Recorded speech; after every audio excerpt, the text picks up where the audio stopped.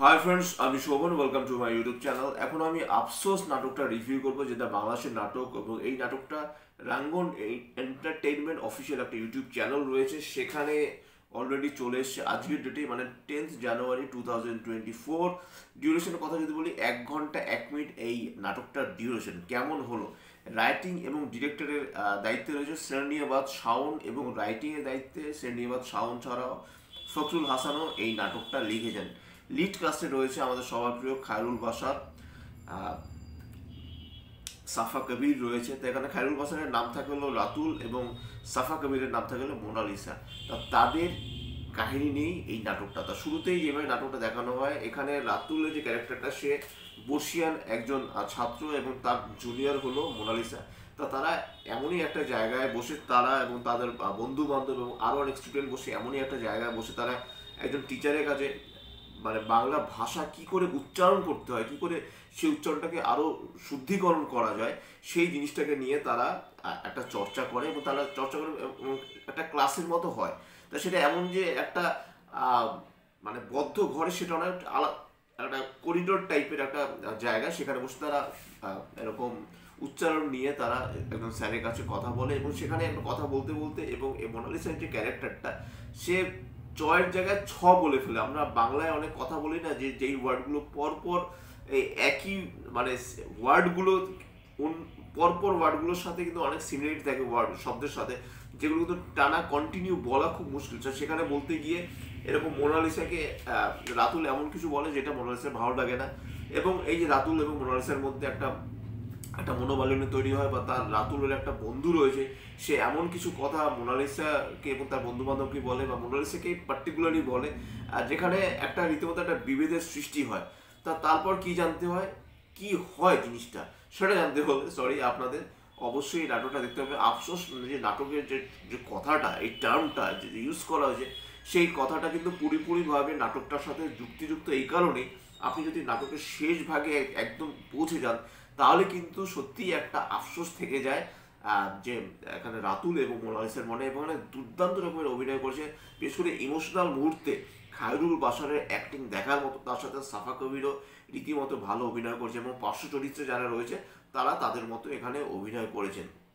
বিশেষ করে রাতুলের একজন বন্ধু রয়েছে, তার অ্যাক্টিংও কিন্তু আমার বেশ নজর কেড়েছে।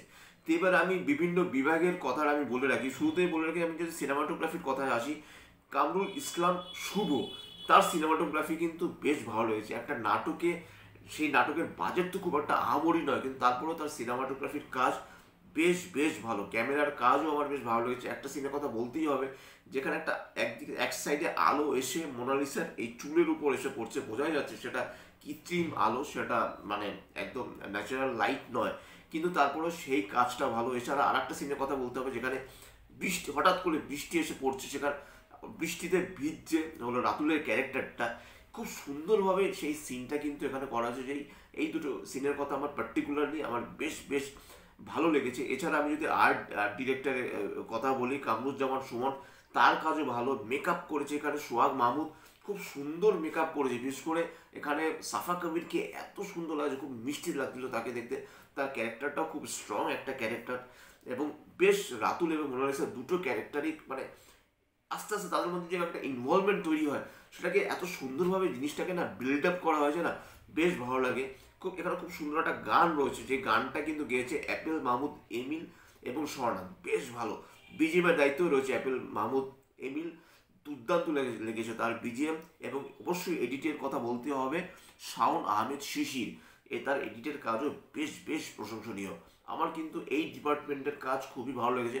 সবার কথা বলা সম্ভব নয়, তাহলে একটা ভিডিও প্রায় 15-20 মিনিট হয়ে যাবে, একটা নাটকের লেন্থ যেখানে প্রায় 1 ঘন্টা। তো সব মিলে কিন্তু অবশ্যই আফসোস নাটকটা আপনারা জাস্ট ওয়ান টাইম ওয়াচ হলেও নাটকটা দেখুন। এবং বাংলাদেশের অডিয়েন্সের সব থেকে বড় যেটা মানে যেটা বৈশিষ্ট্য, সেটা আমরা ওয়েস্ট বেঙ্গলের দর্শকদের মধ্যে খুব একটা অনেক সময় খুঁজে পাই না।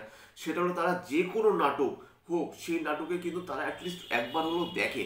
কারণ আমি বাংলাদেশের এমন এমন অনেক নাটক দেখেছি, যে নাটকগুলো যে খুব একটা যে পাতে দেওয়ার মতো বা খুব যে একটা ভালো সেটা নয়, কিন্তু সেই নাটকের ভিউজ বেশি। হ্যাঁ, শুধু যে বাংলাদেশের দর্শকই যে সেই বাংলাদেশের নাটক দেখেন সেটা নয়, অন্য দেশের দর্শকও দেখেন, কিন্তু তারপরেও আমরা এক্সপেক্ট করতেই পারি যে বাংলাদেশের দর্শকই সেই নাটকটা সব থেকে বেশিরভাগ লোকই দেখবে, যেহেতু বাংলাদেশ যেহেতু নাটকটাকে রিপ্রেজেন্ট করছে, অতএব আমরা ধরে নিতেই পারি। কিন্তু সেদিক থেকে দেখতে গেলেও আমরা দেখি যে কোনো নাটকের কিন্তু প্রচুর প্রচুর ভিউজ। আফসোসের ভিউজ এখনও সেভাবে স্টার্ট হয়নি, যেহেতু আজকেই নাটকটা রিলিজ হয়েছে দুপুরবেলা, তা আমি দেখে জাস্ট একটু আগে দেখে উঠলাম, এখনও অলরেডি সেরকম একটা ভিউজ আসেনি। কাল পরশুর মধ্যেই দেখা যাবে যে নাটকের বেশ বেশ ভিউজ চলে আসবে। এবং আমি যদি আবারও বলি, খায়রুল বাসান এবং সাফা কবির দুজনের অ্যাক্টিং বেশ ভালো। সাফা কবির তো যথেষ্ট ভালো অ্যাক্টিং করে, এবং আমরা খায়রুল বাসানকেও আমরা বিভিন্ন ওয়েব সিরিজ দেখতে পাই, এবং বিভিন্ন চরিত্রে চরিত্র হোক বা লিড কাস্ট হোক, তার কাজ ক্রমশ যেন ভালো থেকে আরও ভালোতর হচ্ছে। এবং সত্যি কথা বলতে ইমোশনাল সিনে রীতিমতো মারাত্মক। একটা সিনের কথা আর একটা সিনের কথা বলতেই হবে, যেখানে অনেক রকমের অনেক কথাই কিন্তু বলে মোনালিসার ক্যারেক্টারটা, কিন্তু সেখানে রাতুল পুরোপুরি চুপচাপ থাকে, সে একটা কথাও বলে না, কিন্তু এক্সপ্রেশন দিয়েই সে তার মনের তার যে মনে কি চলছিল সেই সময়টা, সেটা কিন্তু সে বুঝিয়ে দেয়। সব মিলিয়ে কিন্তু আমার নাটকটা বেশ ভালো লেগেছে। আপনার নাটকটা দেখুন, রাঙ্গন এন্টারটেইনমেন্টে গিয়ে আপনার নাটকটা দেখতে পারেন, অথবা আপনারা আফসোস AFSOS বাংলাদেশের নাটক বা আফসোস নাটক সার্চ করলেও আপনারা অলরেডি ইউটিউবে গিয়ে নাটকটা পাবেন। নাটকটা অবশ্যই অ্যাভেলেবেল রয়েছে ইউটিউবে ফ্রিতে। আপনারা নাটকটা দেখুন, আশা করি আপনাদের নাটকটা বেশ বেশ ভালো লাগবে। আমার কিন্তু নাটকটা খুব ভালো লেগেছে। এবং সত্যি কথা বলতে আমরা সব ম্যাক্সিমাম নাটকেরই কিন্তু আমরা একটা পরিণতি দেখি, যে পরিণতিটা না একটা পজিটিভ একটা পরিণতি, সেই পরিণতিটা অনেক ভালো লাগার একটা পরিণতি, একটা ভালো বেশি ফেলার একটা পরিণতি ক্যারেক্টারগুলোকে। এখানেও আপনি ক্যারেক্টারগুলোকে ভালো বেশি ফেলবেন, কিন্তু এই যে আফসোস যে টার্মটা এত সুন্দরভাবে ইউজ করা হয়েছে, এবং নাটকের যে পরিণতি সেটা কিন্তু পজিটিভ না, সেটা একটা নেগেটিভ ওয়েতে রেখে দেওয়া হয়েছে, যেটা আমি একটু হলে স্পয়লার দিচ্ছি। কিন্তু তারপরও এই স্পয়লারটা দেওয়ার পরও আপনারা কিন্তু নাটকের শেষ ভাগে একদম শেষ দৃশ্যে কি সেটা আপনারা একদমই ধরতে পারবেন না, বা ধরতে পারা উচিতও নয়। সেই কারণেই আপনাদের পুরোপুরিভাবে 1 ঘন্টার নাটকটা দেখতে হবে। এবং আমি দেখেছি ওয়েস্ট বেঙ্গলের দর্শকরা আজকাল বাংলাদেশের নাটক দেখার খুব আগ্রহী, তাদের মধ্যে তারা নাটকের অনেক ভূয়সী প্রশংসা করে থাকেন। তা আমার মনে হয় অ্যাটলিস্ট আফসোস নাটকটা একবার হলেও দেখা উচিত। এটাই ছিল আমার আফসোস নাটকের বাংলাদেশের নাটকের রিভিউ। যদি চ্যানেলটা ভালো লেগে থাকে, লাইক, শেয়ার, কমেন্ট এবং সাবস্ক্রাইব করতে ভুলবেন আমার চ্যানেলকে। ইনস্টাগ্রামের লিঙ্ক, ফেসবুকের লিঙ্ক এবং ইউটিউবের লিঙ্ক আমার ডিসক্রিপশন বক্সে দিয়ে দেওয়া রয়েছে, সেখান থেকে আপনারা কানেক্ট করতে পারেন। এবং অবশ্যই আফসোস নাটকটা দেখুন। Till then, tata.